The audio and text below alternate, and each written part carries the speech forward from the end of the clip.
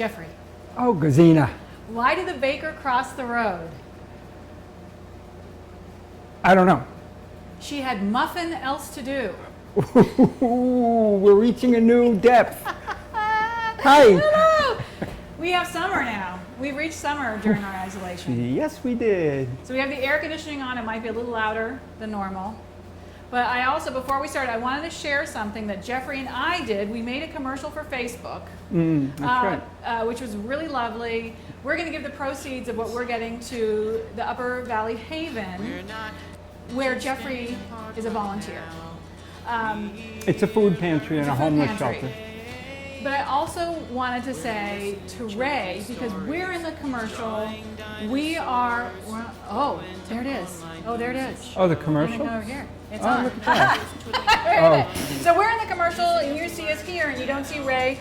I just wanted to thank Ray because in that process of doing that commercial, he had to be on the other end while people were directing us and doing technology on the other end.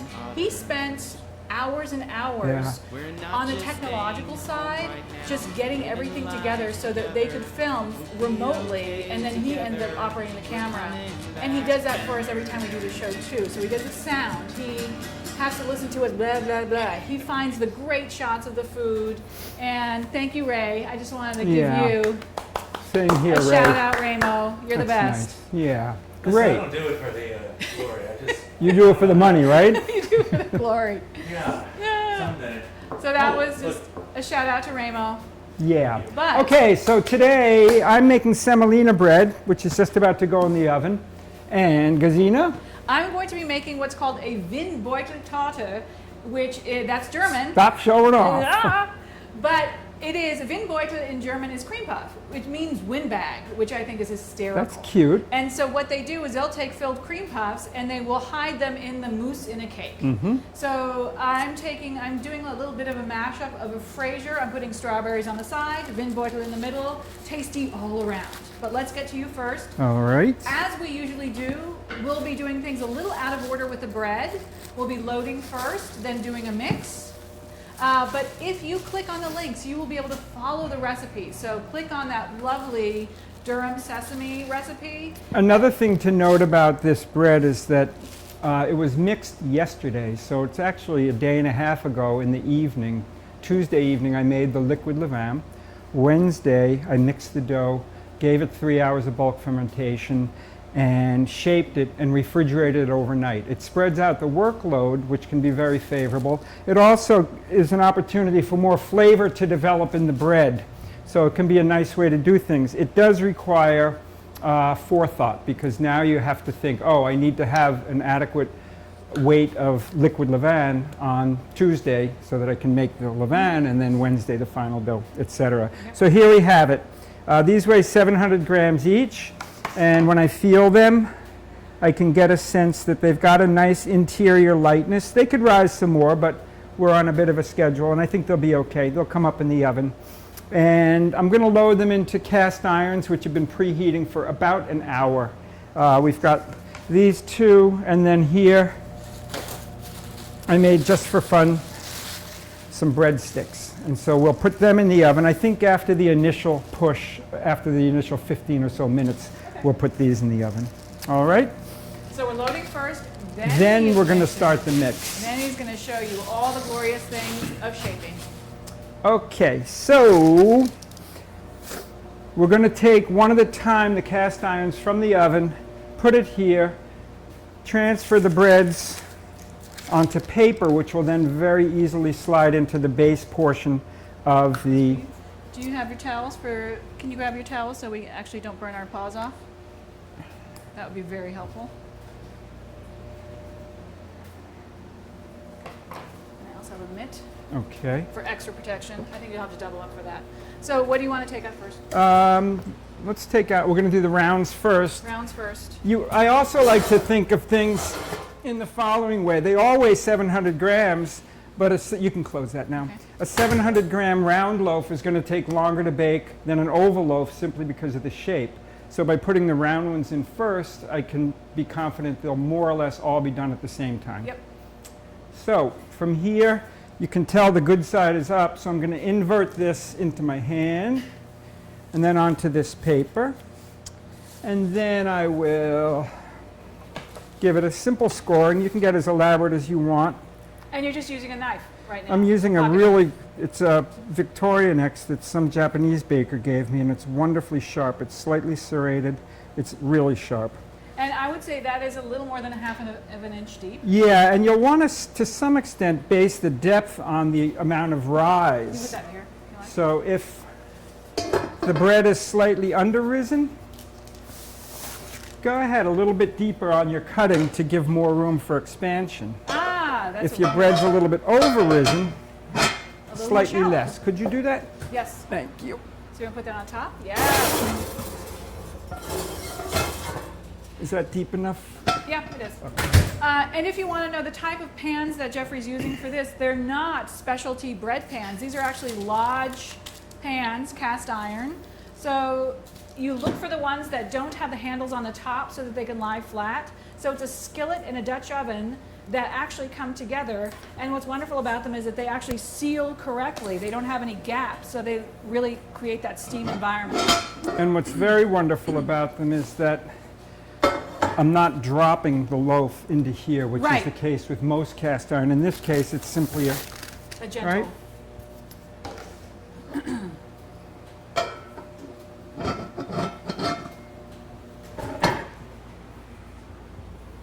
And now the hopper. now this Segundo guy. It's the monster. This that is weighs a monster. 26 pounds. 26 pounds. 26 pounds of heat right It's now. a lot of mass. In fact, it's possible that you have too much mass, which would mean your bread might be susceptible to getting too dark on the bottom. If after 20 minutes or so, you pull out, you take off the lid, and it Yeah. looks as though there's too much color on the bottom, then you could transfer the bread to a sheet pan. I just put it on the. I just take it out put it and right just on the put rack? it right on the rack Yeah, because yeah. it's not going to be going anywhere. Okay, I'm going to have an angled blade here. I'm going to go from here to here. That's all. Straight line. I think what's confusing for some people, they will see the bread after it's baked. Yeah, it's baked, got and that because nice, it has the lovely ear and curve. it looks like it's off to the side. Same with baguettes. They, Yep. they assume either it's slanted in a way or it's off to the side, but it's not. It's just the way the bread grows, and you get this lovely ear, and then you get the opening as it grows. And it's very, very hard to be accurate if you're trying to make these curved cuts, particularly if you're loading, 100 loaves of bread in the oven. Well, especially if you're trying to deal with 26 pounds of cast iron heat. Okay. All right. 26 pounds and 700 grams. Yeah. Got it. Well done. There. Okay. Okay, so now loaded. Now we're off to the races of the mix. Yeah, so now we're going to begin hand mixing. I said last week, if you had seen the program, that I wanted to do some hand mixing. A, because a lot of people, that's what they have access to, their hands in a bowl. B, because it can be very, very satisfying in a tactile sense to have a really direct connection. When I hand mix, I usually spread the mix out over the course of 2 or 3 hours. I'm going to use this beautiful bread bowl. It's an old New England bread trough that's who knows how many years old. It's definitely old. And with this kind of thing, I'm not going to try to mix it to optimum gluten development all in one go. I prefer to do it over the course of 2 or 3 hours and gradually see the evolution of the dough. I have to say, having baked professionally for decades, it's really interesting and really enjoyable to be now doing baking on a much smaller scale. And I've been thrilled to be hand mixing this week because after I received this from my wife for my birthday, I stopped mixing with a machine. I only mixed with this. But for the past year and a half, I've been involved in a baking project that's required me to do a lot of mixing, and I needed a little bit more of the kind of predictability of a stand mixer. So I haven't used this until last week. I haven't used it in like 2 years, and it's so great to be back to it. So So here's liquid levain that I mixed yesterday. It's got some nice bubbles on it. It was more bubbly, but driving here, things always change because of the roads.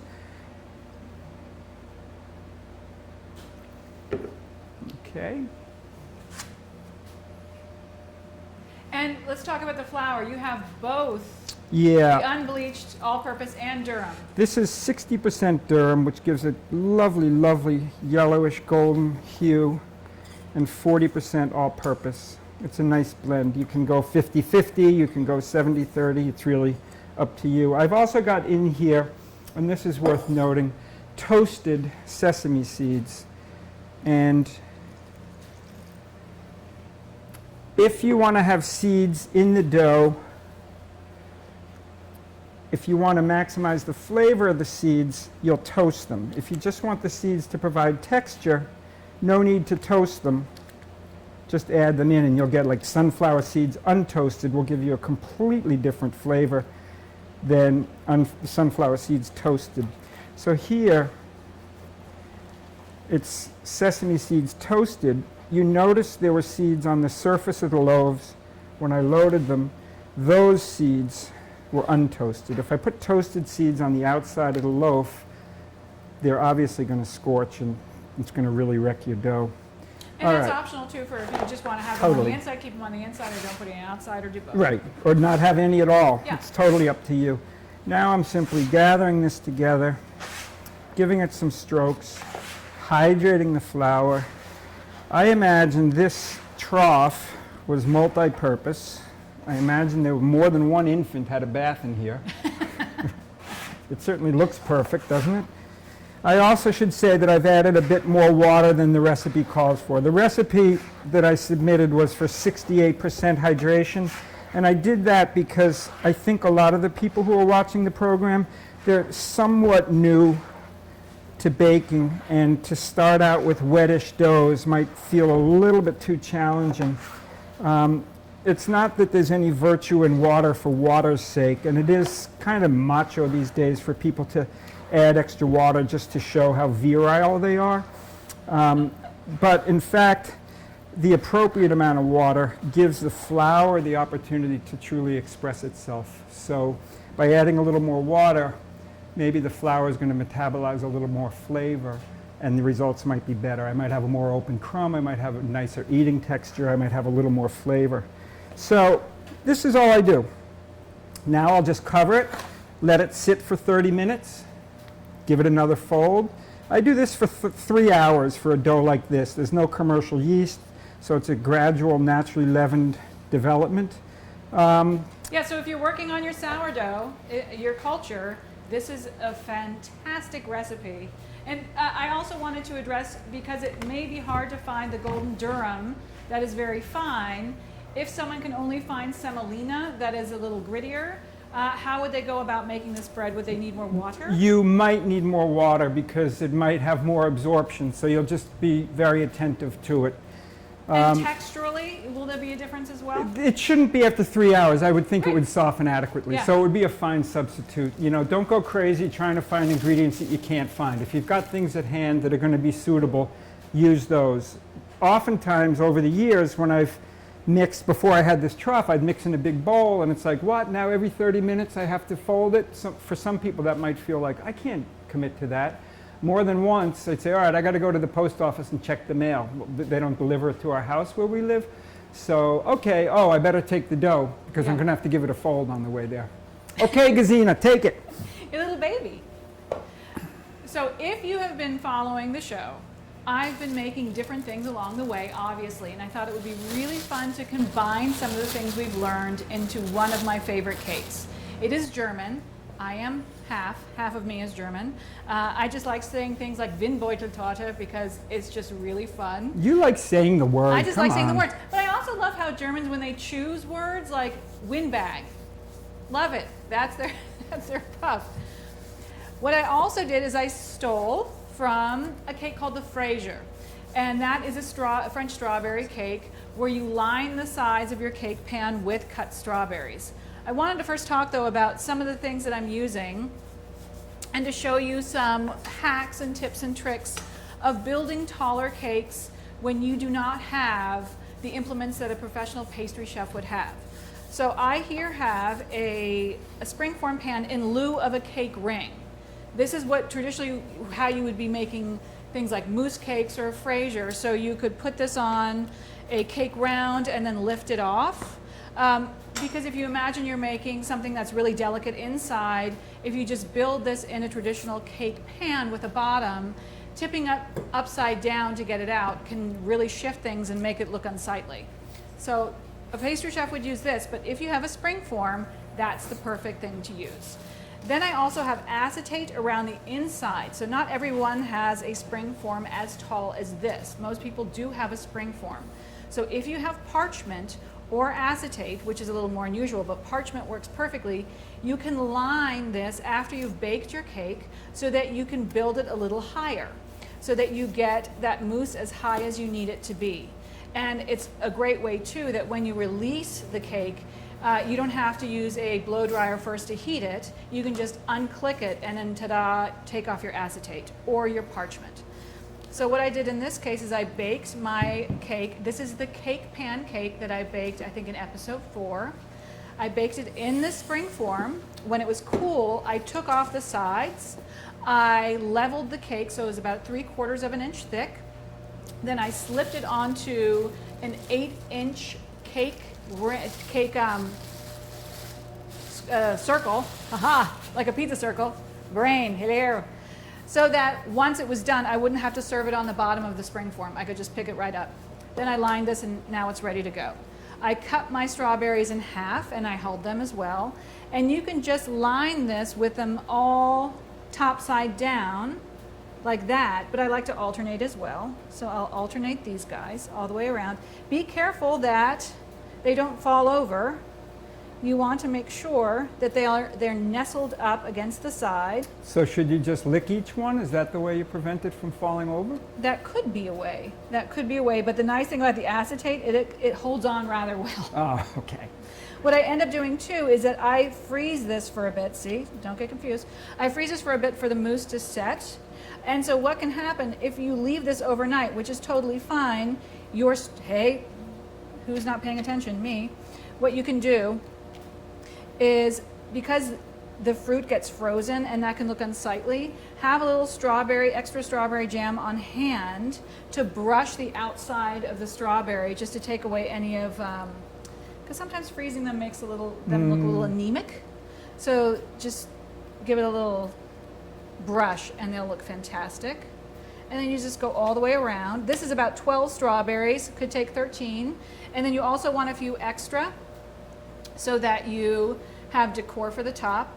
I always look for the perfectly shaped strawberry so that once they go around, they all look like this. Sometimes you will see a strawberry that is a little longer, you know, they grow like this. But if you look at the sides of them, if you cut them perfectly, it will look as if it was that perfectly cylindrical strawberry. So you can still use those, you just have to use your noggin. Now, question. Yeah.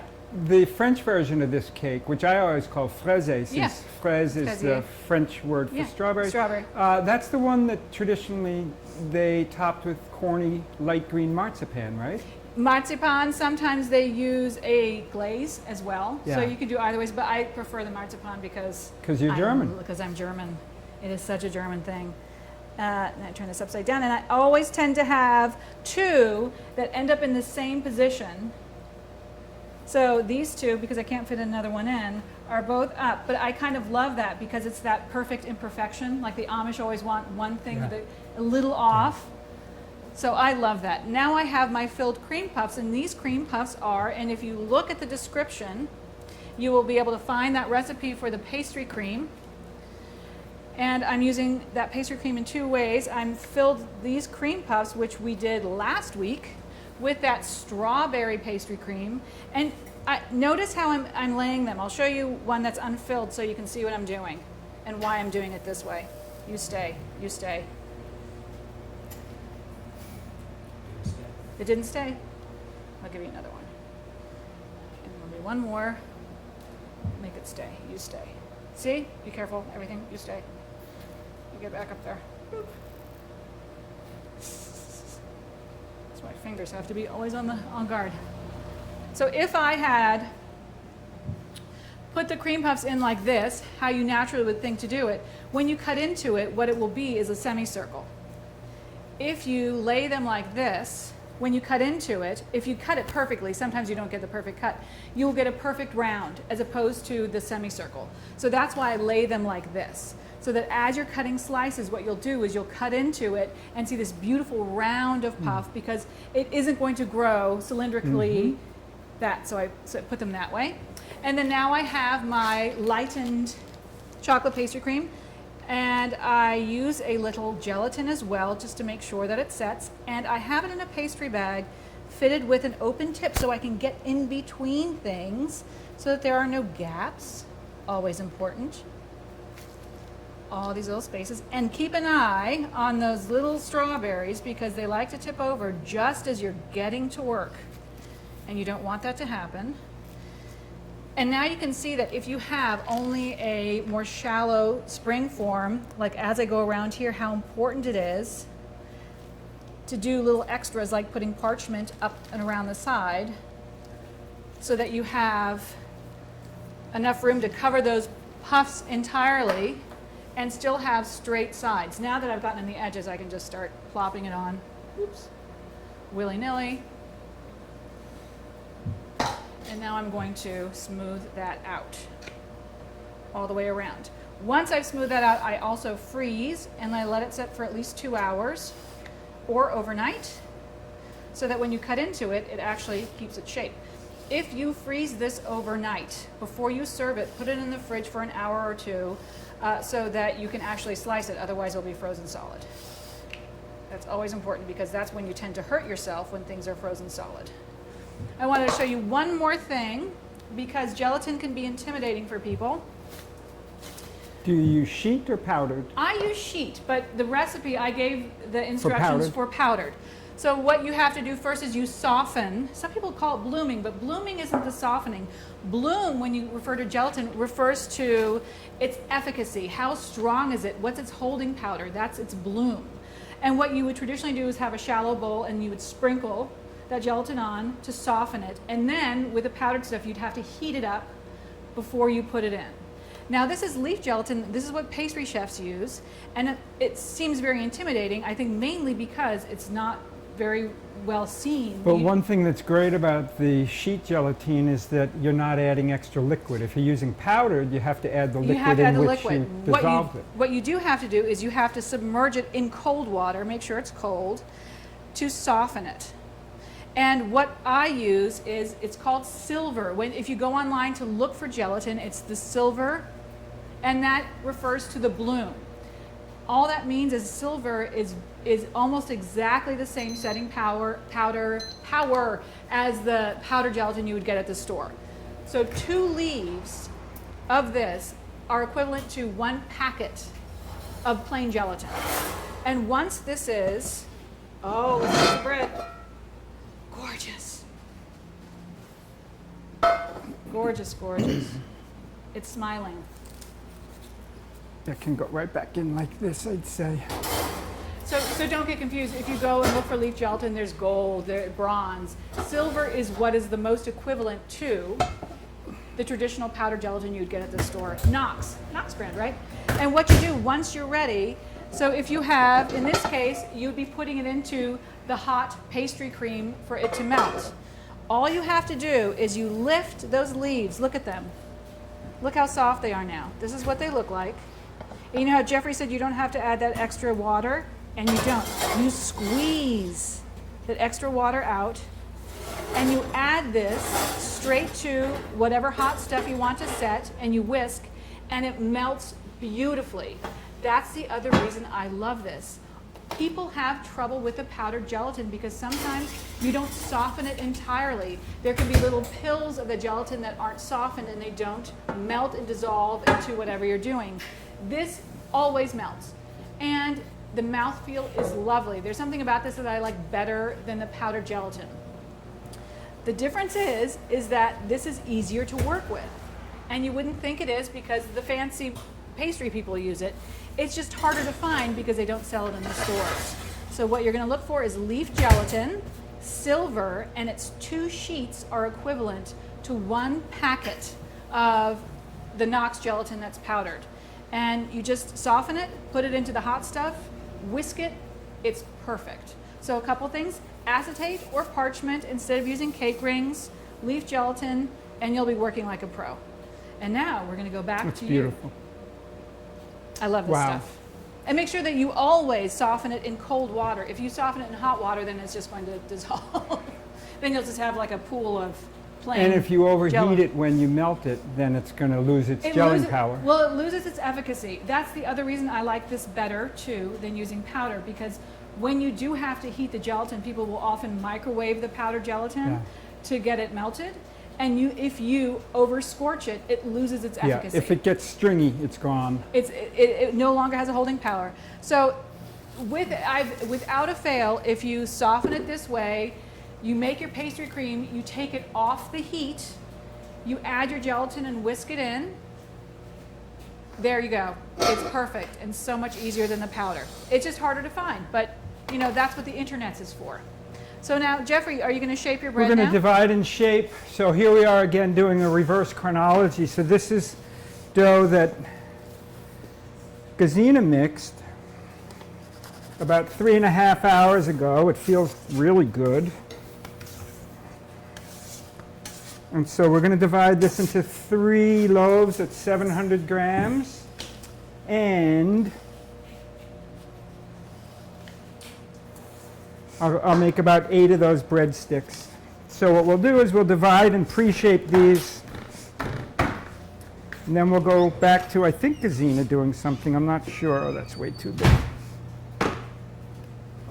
I was thinking the other day about all the decades that I spent as a production baker and what an absolute joy it is to make hundreds of loaves of bread every day and how fulfilling it is.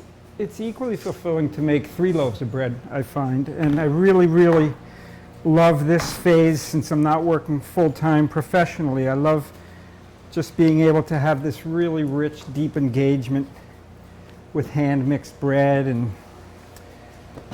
I guess I feel a little like Marlon Brando and the Tomatoes or something at this point. No, that's a bad analogy. Oh, because it we all is? know what happened. Oh, okay. Orange slice. Orange slice, yeah, just don't put the orange slice in your mouth. So this is 700 grams This per. is 700 per.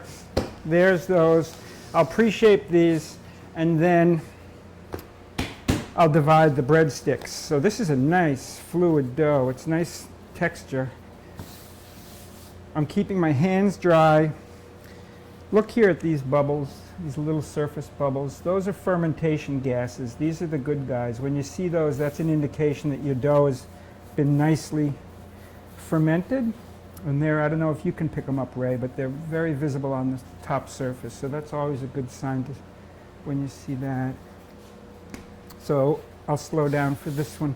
So I want a little flour here to start. I want my hands to be dry all the time, and that's all I need to do to ensure that they're dry. In case there's any big bubbles, I just go, because I don't want to incorporate them into the final shaping. Otherwise, that would be a little too big when we slice our bread. The way I pre-shape is I fold it in half like that. Then I pick it up so that seam is north-south. And then I start this tucking. And then when it's more or less round, I'll give it a few more strokes. And this is the pre-shape. Yep, this isn't a final shape, so I don't have to go crazy. And in the pre-shape, you put it upside down. Well, this is interesting. Germans tend to put the seams up. French tend to put the seams down. I was trained to put the seams up, having started my baking life working for a German woman. Now, looking at that, it's more than just because the border between France and Germany is so distinct and the way things happen is different, but there is a difference too. So look at it this way.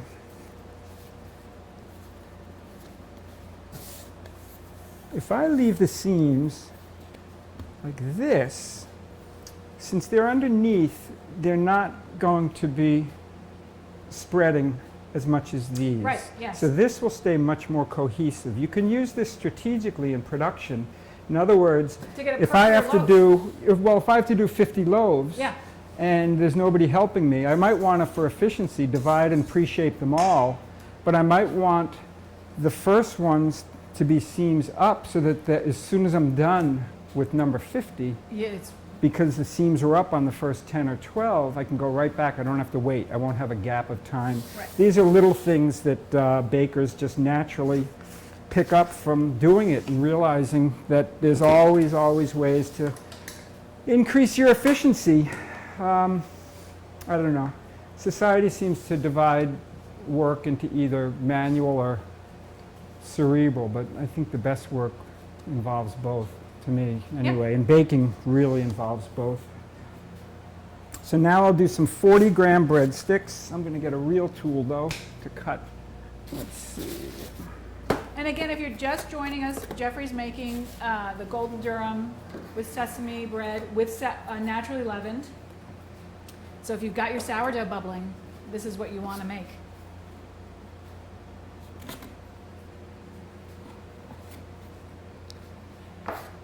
Because I added extra water compared to what the recipe called for, I'll have more than 8 of these. So I think I'm simply going to take and put the extra dough. I'll just eyeball it and add it to these 3 loaves, since one sheet pan comfortably holds 8 breadsticks.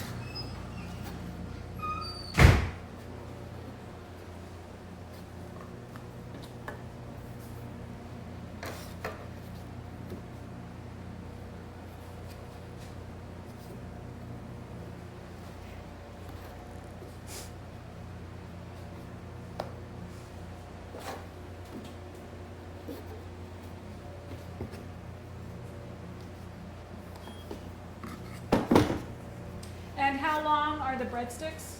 Breadsticks are the width of the sheet pan. What's a home that's so sheet pan? convenient. Yeah, and what's a home sheet pan for? Is it 12 or more? I can't remember.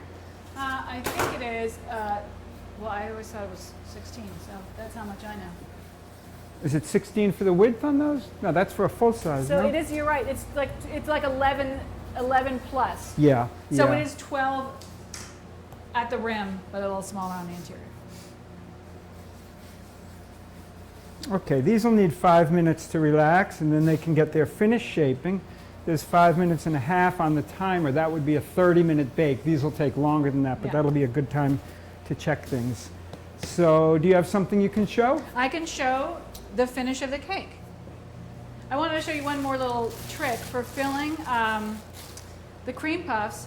You can use these little puppies.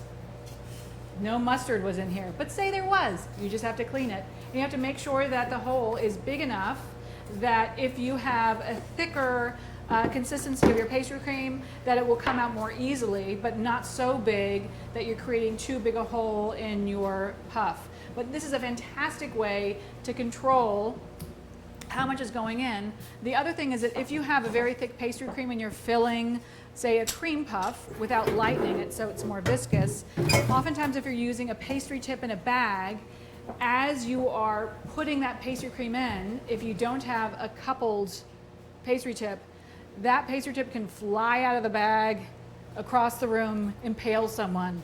So this gives you so much more control. Just make sure that you don't have like really bits. For instance, in this case, this was a strawberry pastry cream. I added a little bit of red dye just to make it more vibrant. You don't have to. So in this case, there could be chunks of strawberry in the jam. So make sure that you get a very smooth one, because that can stop up the hole. So now I want to finish up my Fraser. I have ganache for the top. I did a little Mother's Day Tart truffle class. So if you watch the ganache part, this is the ganache, and it's still very liquidy. I kept it very viscous because I have a little heating pad on a chair down there so that it doesn't get overheated and split, but just hot enough that it stays this consistency, because it will be going on the top of my cake.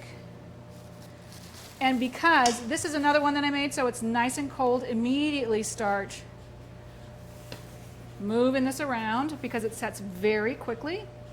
And that's another wonderful way of using that acetate or parchment. It will keep that ganache in place without going over the sides, because we just want it sitting on the top of the cake.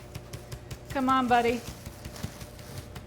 And you could use a spatula to do this, of course, but then you might get a little marred finish, and I want it to be completely smooth. Come on, buddy. You can do it. So close. Got a couple bubbles, but I'm not going to fret too much about that. It's a workout, but because I have a few bubbles, I'm going to do this. Loud noise. Get over there. And I have a little more ganache in my piping bag. And what I'm going to do, make sure that it's flowing nicely, I'm going to pipe it in circles around the perimeter, like so. And then on top, I have strawberries that are cut right down the middle. I'll lay them like that. And this is a lovely way. I love that you can cut strawberries in so many different ways. See that? No worries there. And it creates a totally different effect. And no bit of the strawberry went to waste. When I hold the ones that went along the side, I really only took off the green parts of it, but I still fed those green parts to my hens. The little tips of these guys I kept as well because I think they're awfully sweet. And then say that, you know, that's a little imperfection, so this will go there and hide as much of it as I can. That looks a little too crowded, so I'll put that one there. Put that one there. And this over here. Always nice to have decor that can hide any imperfections. Again, because this is bothering me, I'll put this here. And that is a wild strawberry leaf, so edible along with the wild strawberry flower. And they're everywhere in the Vermont fields right now. All you have to do is look on the ground, and there they are. Get back up there, sir. You're so artistic, Gesine. And you know, that's what I love is that you are putting down what you are eating. So I love that the tips of the strawberries almost look like raspberries if you're not looking too closely. But it also, you get the different shapes and aspects of the fruit. And you can appreciate the beauty of how it grows. So now hopefully I'll be able to unleash this puppy. Oh, stay acetate, stay. And now if I undo it, you can see what I was talking about, how those strawberries just line the perimeter. And you have a beautiful summer cake. Yeah, you have such a wonderful aesthetic. It's really, really delicate and beautiful to look at. As long as it's also tasty. I'll bet you And it is. I love chocolate and strawberry together so much. If you find that, see here, you can see some of that frost along here, indication that it is a little too cold to cut. So you can nip off some of the frost so it doesn't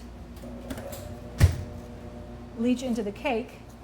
And you can see I've got my cake board here so I can just move the cake at will. But once you have gotten that frost off, you can then brush the face of the strawberry with a bit of strawberry jam as a glaze, but also to enhance it. And also oftentimes grocery store strawberries have a very white interior, so it will give them a pop of color and of flavor. So and you it'll get be a those little two bit of things.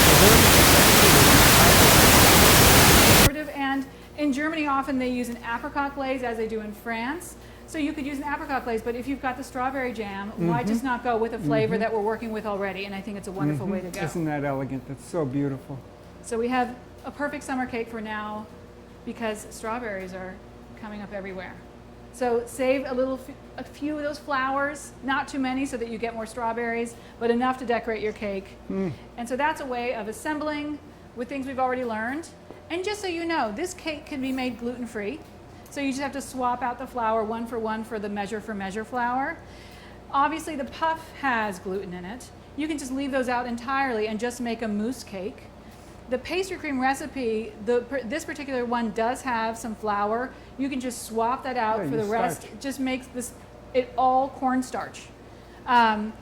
So that you have a perfectly beautiful, tasty, gluten-free cake, and it's not one of those things that you're trying to wrangle something that's really hard, like a crusty bread, into gluten-free. This does it quite naturally without, you don't impair any of the flavor. It's just as beautiful, eats beautifully, and will look just as beautiful as well.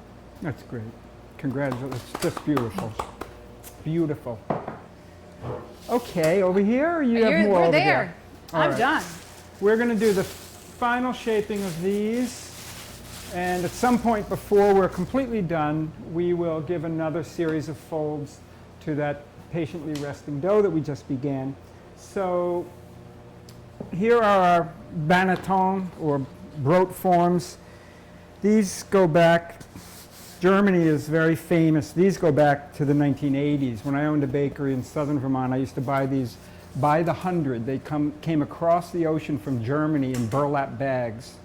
I love that. And it was a peasant industry. It was from Mainroth, which was a poor area, and people would go down to the river and harvest the reeds and steam them around metal forms. What kind of reeds are they? Some kind of water reed, I'm not sure. And Yeah, one so- thing I've always wanted to do was learn how to make banneton. Yeah, I would love that. Anyway, where did my towel go? I can always I get don't you know. another one. So I'm going to flour these, even though the seams are going to be down, you still want to have that barrier of flour.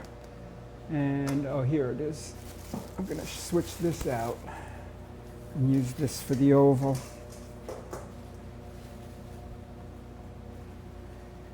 You don't need fancy stuff. You can buy a salad bowl at the store and line it with a cloth like this. If you have these banneton, you'll use them for years and years and you'll love them.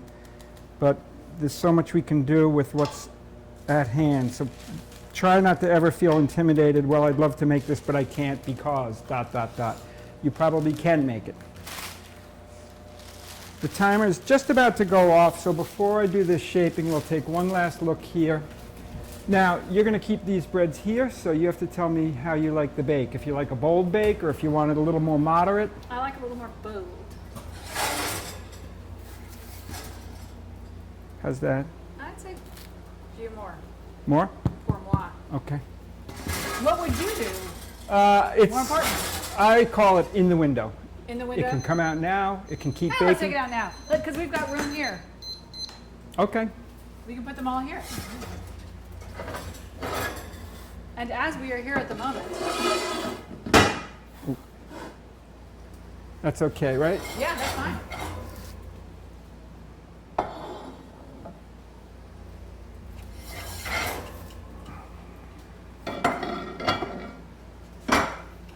And these are probably done. They've been about 18 minutes or so. Oh, those are lovely. That cake is, Yeah, we'll move it over. yeah. It'll survive. It was in the freezer for a I while. think those are good enough. So we can turn the oven off. Yeah. Look at all our goodies. Okay. Isn't that fantastic? Hmm. You know what I have to say about this bread too is that the durum gives it a very gorgeously creamy Yeah. color, but the texture is creamy as well. Yeah. It's beautiful, It is. right? It is so you get that lovely contrast between the crispness of the crust and kind of a luxurious center. Yeah. And it has all the beauty that you would want of a natural leavened bread. It's got the lovely holes and all those things, but just the color, the cast of it is really magical. And I love when the breads come out and it's like, this is sort of the final expression of the flour. Yes. All the labor that began with preparing the fields to plant the grain, the labor is over. It's been through the farmer, it's been through And the look, it's miller, it's floured. been through the baker. Right? It's beautiful. Yeah, it's a good feeling. Okay, so I'll start in a similar fashion to the way I pre-shaped it, but this time this is the business end. Now we have to make sure we've got it nice and tight, no rips. That should do the trick. Now I'll invert it, put it in a damp cloth, put it in a bed of sesame, and then what I like to do, just for insurance purposes, is Often it's tacky here now, and I don't want to put tackiness here, even though I've floured it. So I'll often just do that to ensure that it's not going to stick. So this bread can now be either proofed for 1.5 to 2 hours, depending upon the temperature, the vigor of the sourdough, the maturity of the dough, or it can be refrigerated and baked tomorrow. Right? Yeah. And you're going to bake this bread? This is for you? Or what? We have options here. I mean, I can take it if you don't need bread, or I can leave it for you to bake. That's What's this need you speak of? oh, want. We'll sort this out. We'll sort it out. We'll duke it out. Yeah, well, I'm sure we'll have a big controversy.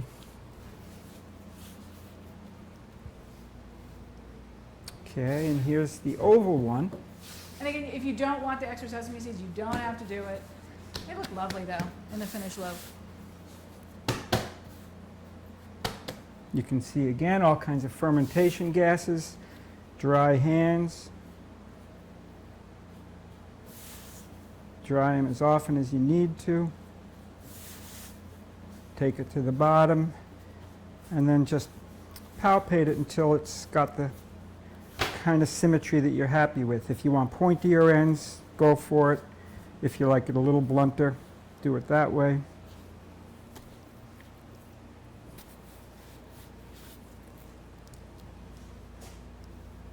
There are those. So I'm going to just leave these aside. I'll cover them in a minute, but for now I'm going to leave them aside so that I can do the next mixing of the dough, which is so over this here. it has rested. How long would you say it's It's rested? been about 35 minutes, and then I'll come back and do those breadsticks. They can wait. But it definitely wants another mix now. So now it may look a little bit frightening. I mean, it looks all sagging and shiny and sticky and all that. The reason why it looks that way is because it is. But now, after this next series of folds,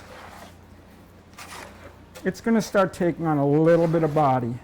This is another one of the great things that I love about hand mixing, is that beautiful tactile sense of the evolution of a dough beneath your hands.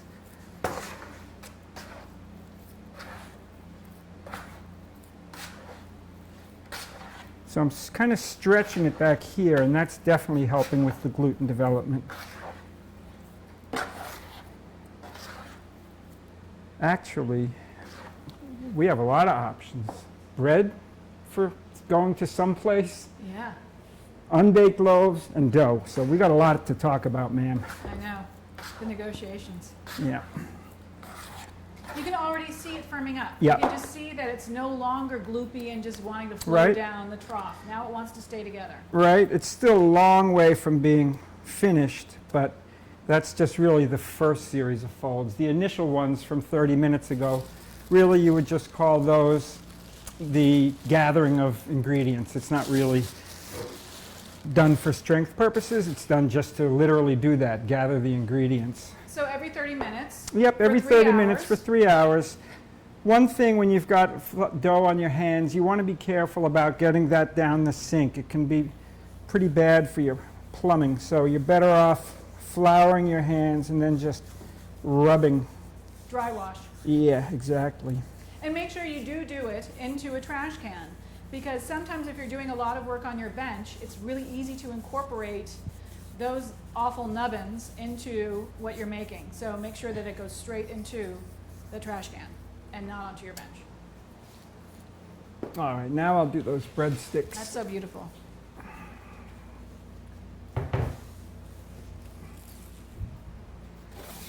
And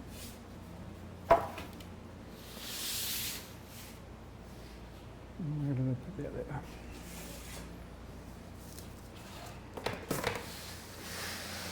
Set your station up for logical progression. I mean, you can tell without looking too hard that this would be logical progression. Shape, wet, seeds, final proof. it's like making fried chicken.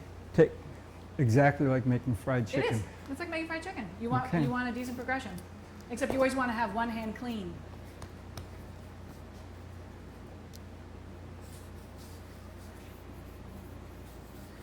For these, personally, I don't like a taper at the end. I want them to be fairly much the same dimension throughout their length.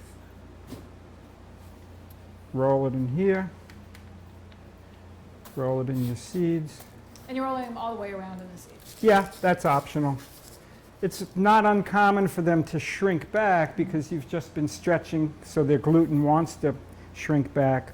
So if they do, don't work against the bread because you'll never win. The bread is always going to win. So what you'll do is just leave it and say, okay, I'll roll the next ones a little bit longer. And by the time I'm done with the 8th one, that first one will be nice and relaxed, and I'll give it the last inch of stretching that it needs.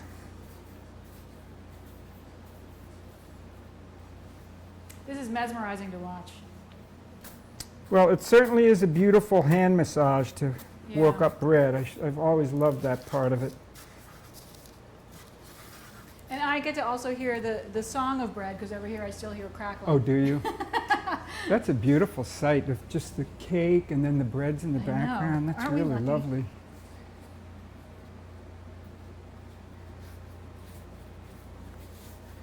So I'm going this way, quite visible, but I'm going this way too. Not as visible, but obviously important if I'm going to elongate it. You can hear my fingers going swish, swish on the bench because this is on the bench and this is on the bench the whole time. If I'm out like this, it's very, very hard to get an even shape. So by rounding your hand slightly, it's almost like a woodworker with a lathe, which is rounding the wood.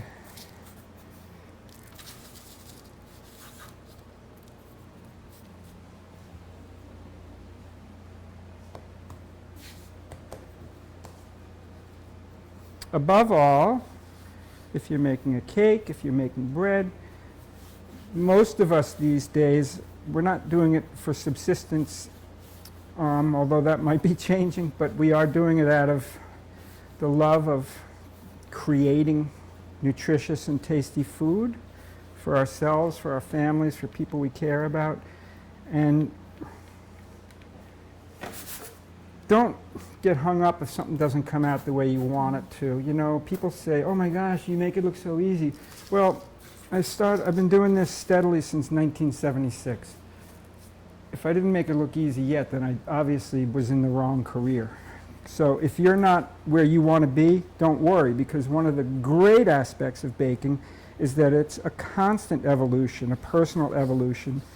And if you're so inclined, you will never run out of things to do because there are so many tributaries. Yes. You know, oh, I love French baking. Oh, cool, look at that German stuff. Now I Right. want to spend a decade doing German baking.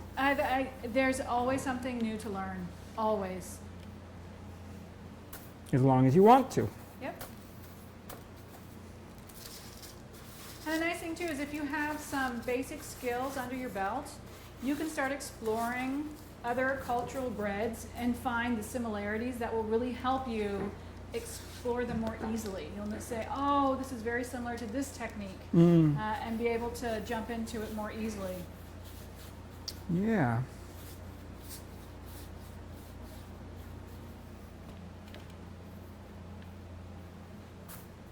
Look at those beauties.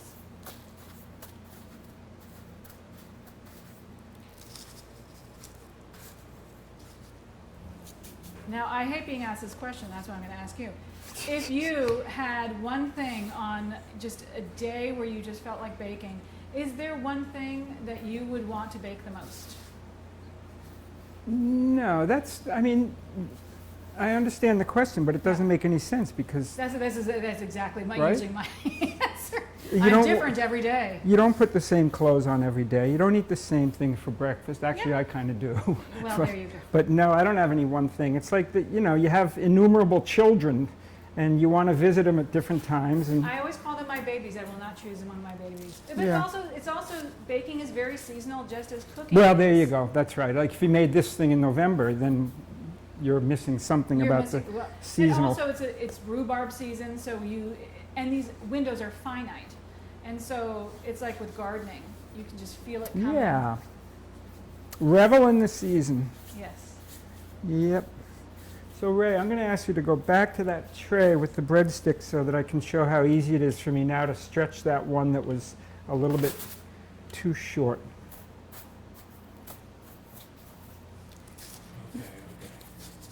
Okay? So this was the first one. I said it was too short. I said, don't worry about it. Now it's fully relaxed, and it's a matter of that. All done. So there's our breadsticks. And there's our shaped loaves. And here's our finished stuff. And proofing for the sticks versus the loaves. The sticks can go in the oven in 20 minutes. You want them to be on the dense side so that they're really crunchy. Yeah, they'll Good. taste better. Great. So that's nice when you're making something with lots of components, you get a snack almost immediately. Yeah, that's right. That's crucial. Payback, yeah. So that was a nice hour, wasn't That was it? fantastic. And we got the air conditioner going. Yeah, I think that's what There was that no helped. flop sweat. Yeah. Thank you for baking with us. You can get all the recipes, just click the links and you'll be there. And next week, there's going to be a surprise. There will be a pastry product, there will be a bread product, but let's just leave it a little mysterious. There's going to be a surprise, Yes, right? mystery's good. So Yeah. take care of yourself. Yeah, do. Be safe. Be well. Bake Be well. happy.